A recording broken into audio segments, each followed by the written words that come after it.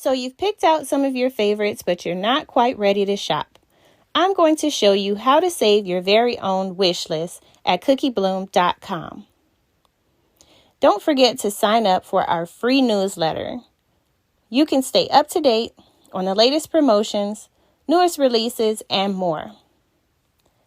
To save a wish list, you'll need to log in by clicking the login button at the top of the page.